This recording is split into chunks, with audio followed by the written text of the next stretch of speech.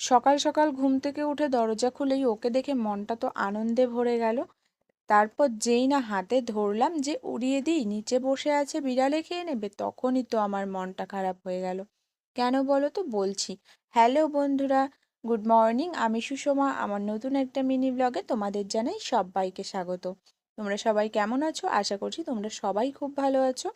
সকাল সকাল ঘুম থেকে উঠেই মিস্ত্রিদের চা দিলাম, তারপর একটু বেগুন পোড়া বসালাম। আর এই প্রজাপতির কথাটা বলি, যখন উড়িয়ে দিতে গেছি তখন দেখছি ও মরেই গেছে, কিন্তু ওকে দেখে বোঝাই যাচ্ছিল না যে ও মরে গেছে। তাই জন্যই মনটা খারাপ লাগছিল। কি সুন্দর দেখতে, তাই না বলো? এদিকে দেখো বেগুন পোড়া হয়ে গেছে, আমি একটু সবজি রান্না করলাম। এদিকে প্রেসার কুকারে আরও কিছু সেদ্ধ বসিয়েছি, রসুন ছাড়াচ্ছিলাম। দেখছি গোলাপি রঙের রসুন, আমি কখনো দেখিনি। তোমরা দেখে থাকলে কমেন্টে জানিও তো। আজ এই পর্যন্ত। Thanks for watching. Tata bye.